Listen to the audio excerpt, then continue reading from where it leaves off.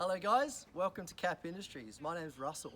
If you're a four-wheel driver, you know how easy it is to spend a lot of money on a four-wheel drive. This is Anthony and this is his Nissan Patrol Y62.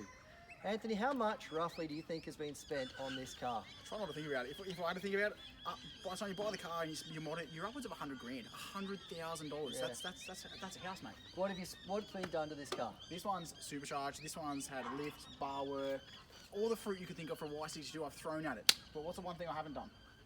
Stupid, right? Imagine spending $100,000 on a car and you can't spend $110 to protect your own investment. Thank you, Stupid. mate. Yeah. So what Kap Industries have done is we've developed a fire extinguisher bracket for the front seat of vehicles. It's within easy arm's reach of the driver at all times because all fires start small and they can even be put out with a small 1 kilogram extinguisher. Let's have a look at the one we've done for this car.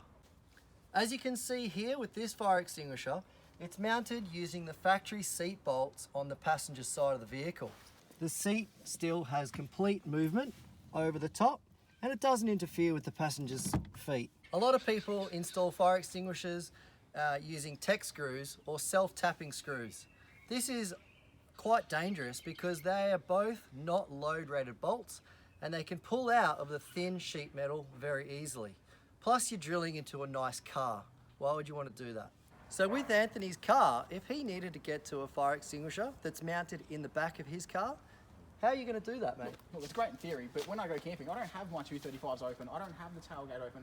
I haven't cleared all my mess around my fire extinguisher, my slag, my cooking stuff, all that stuff that you take with you don't think about when you're loading up your car.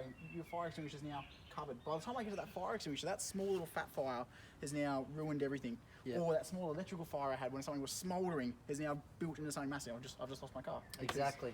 There you go, guys. A really safe and effective way of installing a fire extinguisher into your vehicle.